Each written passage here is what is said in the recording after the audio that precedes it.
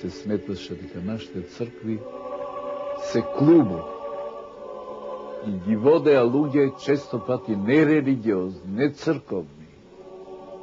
И јас заварив една таква ситуација да во многу цркви имаше некрстени луѓе, невенчани луѓе во управите. И ево веќе 4-та година настојувам тоа да го исправиме и успеваме го тоа.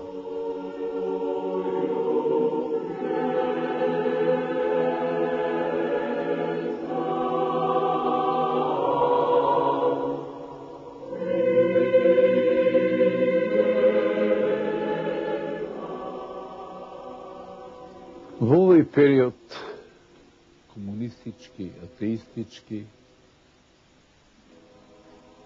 црквите и манастирите, многу цркви, рече сите манастири,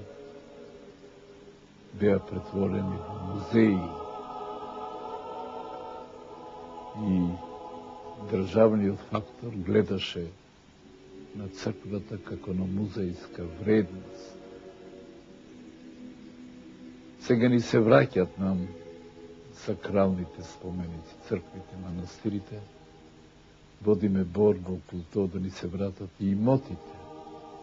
И имоти биле давани, дарувани од нашите верници, за да можат тие храмови да се одржуваат, да се украсуваат. Но, додека тие цркви беа музеи, нашиот народ беше осиромашен. Но, слава му на Бога, тоа е веќе минато кај нас.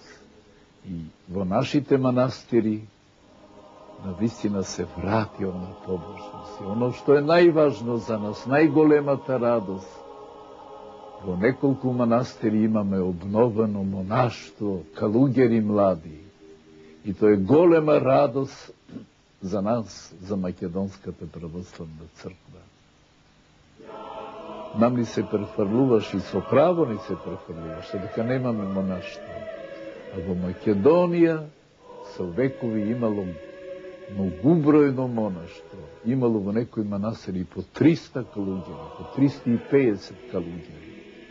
А денеска имаме нешто што ја радува нашата душа. Тоа е дека многу образовани млади луѓе одат во манастирите.